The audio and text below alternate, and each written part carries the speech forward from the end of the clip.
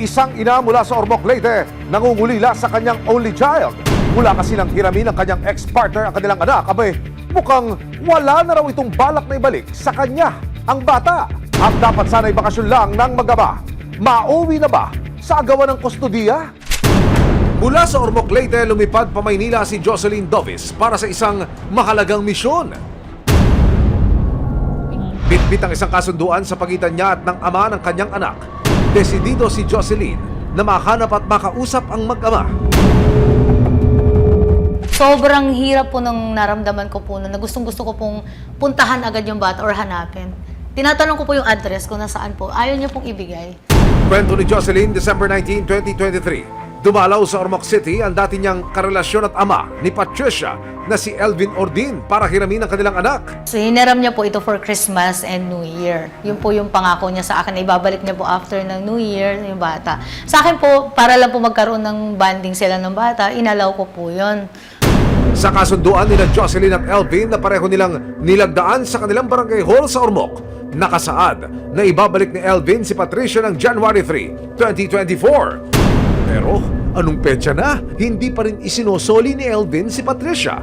Binigyan ko pa po siya ng 2 days allowance. Sabi ko, sige, pwede ka pang magstay until 5 kung meron pong problema or ano, pwede pa until January 5. Kaya inantay ko pa rin po siya hanggang January 5. Tinext ko, sabi ko, ibalik mo yan. May school yan. Papasok na yan sa school. Huwag mo nang tagalan. Ayon sa Family Code of the Philippines, kapag hindi kasal ang mga magulang tulad ni Jocelyn at Elvin, dapat nasa kustodiya ng biological mother ng kanilang anak. Kaya naman si Jocelyn, desididong ipaglaban ang kanyang karapatan. May possibility po na Yan po yung nandiyan po sa loob. Susunod, makita at mabawi na kaya ni Jocelyn ang kanyang anak. Kinakatakot ko yung kung paano mo ko tawagin. Nandiyan ba yung nanay mong baliw? Ganito mo ako itok sa anak ko? Tama ba yun, Bob? Naniniwala yung child abuse dito. Mali ang ginagawa nito. Nakikinig dito ng kwento. May aksyon, ebidensya, resibo, walang lusot ang may atraso. May aksyon, ebidensya, resibo, walang lusot ang may atraso. Kasama ang resibo, nagtungo si Jocelyn sa isang talyer sa Bacoor, Cavite kung saan nagtatrabaho si Elvin. Possible po na makita dito si Bob, yung ex-partner ko po before. Kasi dito po siya nagtatrabaho. Wala, hindi po siya nandito ngayon. Sumunod na pinuntahan ni Jocelyn ang isa pang talyer sa Las Piñas City. Yun po yung pangalawang shop. Doon din po siya nagpa-part-time magtrabaho po. Sa telepono na lang ako nag-uusap. Elvin and Patricia, where na you? Ang last stop ni Jocelyn, ang bahay ng nanay ni Elvin. Sobrang kabang-kaba po ako na gustong-gusto ko na pong pasukin. Kaso yun nga po, meron po tayong process na kailangan sundin. Sure po ako, malakas po yung kutob ko na nasa loob po yung anak ko. Kaya naman si Jocelyn, nagpa siya ng dumulog sa barangay kasama ang resibo. Bit-bit ang mga resibo tulad ng birth certificate at pinirmahang kasunduan. Ipinaliwanag ni Jocelyn sa kawani ng barangay ang kanyang pakay. Hindi lang po ito yung ginawa niya po eh. Pangatlo na po ito. So, kung third times na? Yes po. Yung baby pa po, nabawi ko po yun. Kasi, syempre, siguro takot po siya kasi below 7 years old, nabawi ko po. Yung 2021, yun po yung pinaka-worst na hirap po akong bawiin talaga kasi halos iban niya po ako sa Rio, hindi pa ako makapasok noon.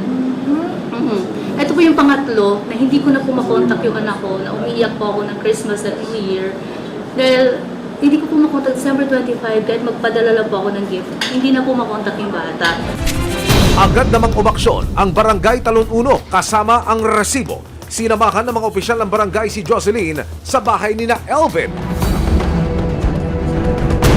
Humarap ang ama ni Elvin pero si Lolo mukhang ayaw pang sabihin kung nasaan ang kanyang anak at apo. Wala sila dyan, oh. Di balik na lang kayo bukas.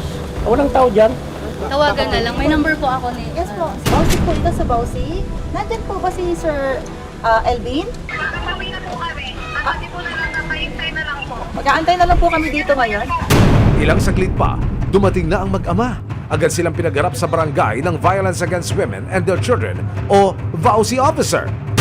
Ang paliwanag ni Elvin, hindi naman daw niya pinipigilan ang anak na umuwi sa Ormoc. Ano po yung gawin ko, hilahin ko to para may balik doon na ayaw niya umuwi.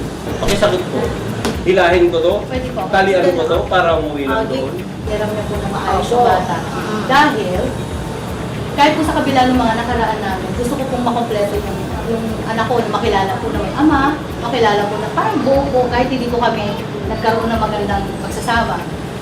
Kaso po, hindi na po ito yung isang beses na ginawa niya. Yung last 2021, pinahirapan mo rin ako ba na makuha yan. Sa tingin Ito mo, yung usapan sa tingin mo, natin. ako rin may Wait, ginagawa wait lang no? po, pinagsalita kita kanina. Kinakatakot ko yung kung paano mo ko tawagin. Nandiyan ba yung nanay mong baliw? Ganito mo ako itok sa anak ko? Tama ba yun ba? Ano nga kayo sa ano? Child abuse ang inaano nito? Mali ang inaano nito? Nag-iimbento ng kwento? Separate na magtanong po siya, magbibitaw sa Ano yun ba yung child abuse dito? Mali ang ginagawa nito? Nag-iimbento ng kwento? Patras ka ng digital pagdilihan. Dumating na ang mag-ama. Agad silang pinagharap sa barangay ng Violence Against Women and Their Children o VAUSI officer. Ang paliwanag ni Elvin, hindi naman daw niya pinipigilan ang anak na umuwi sa Ormoc. Ang say naman ng kanilang anak na si Patricia, Mas nafe-feel ko po na kahit malayo po yung papa ko po, mas nafe-feel ko po na mahal po ako ng papa ko po. So, ayaw mo nang sumama. Ayoko na po. Pero kasi ang nagsusupport yata, sino ba nagsusupport? Nagsusupport po sa akin po. Nagsusupport. Sa ngayon po, nagbibigay naman po si Bob. Nagpapadala po. Papadala naman po. Nung bata pa po ako, si papa ko po Hindi. talaga po nagsusupport po. Hindi. Simula nung pinanganak ka, wala si Bob, kahit lang din. Kahit ano. Ayan, opo, at Kailangan ko magtrabaho para may panggatas ka. Paano yung panggatas mo, paano yung diaper mo, walang suporta pa noon. Kailan lang ba siya nagparamdam? Kaya kailangan ko magtrabaho. Kailangan ko magtrabaho, paano mabubuhay ka? Wala siya eh, nagtago siya eh. Kailan lang siya nagpakita? Kaya kailangan ko mawala, magtrabaho. Yun ang single mother eh. Pero hindi ko winawala yung effort niya na gusto niya maging part, kaya nga pinapahiram kita eh. Kaya inaalaw kita. Pero sinabi ko sa'yo, di ba, huwag mo akong i-stress. Dahil alam mo, nagtatrabaho ako para masuportahan yung mga pangangailangan. Naturally, disiplina kita. Wait lang po, wait lang. Nag-explain pa po ako eh. Dapat po kasi pag nagdidisiplina, hindi po ganun po. Dapat pinapakinggan mo muna side namin. Dapat hindi ka na lang po yung gusto mo na lang. Dapat sundin namin. Kasi ang hirap po pag ganun. Nabubugbog ka ba? Napapalo ka ba? Nasasakmay? Verbally po, emotionally po. Mura ka? Ano ang salitang sinasabi sa'yo para ikasama talaga ng kalooban mo? Yung the way niya po kasi pag hindi po nasusunod po yung gusto niya po. Parent po kami, hindi po. Parent, you have to obey your parent. You have to respect your Ano ba? parent.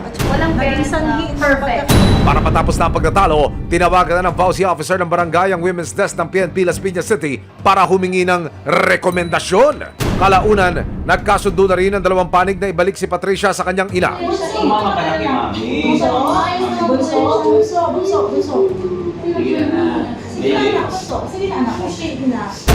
Nitong Huwebes, ipinatawag ng DSWD Las Piñas City sina Jocelyn at Elvin. Dito, napagdesisyonan na dapat manatili kay Jocelyn si Patricia dahil may sapat na kakayahan naman daw ang ina na buhayin ng bata. Salamat po sa tulong po ninyo, sa resibo po at saka sa inyo, Sir Emil, na natulungan niyo po akong safely po na nabawi po yung bata. Titignan pa raw ng DSWD Ormoc sa Leyte ang sitwasyon ni na Jocelyn, Elvin at Patricia para magkaroon ng huling desisyon kung kanino talaga dapat mapunta si Patricia. Pero sa ngayon, bukod sa karapatan, kinikilala ng mga social worker ang kakayahan ni Jocelyn na buhayin at palakihin ang kanyang anak ng maayos. Sa kabila ng lahat, tanging ang kapakanan at best interest of the child ang kailangang isaalang-alang.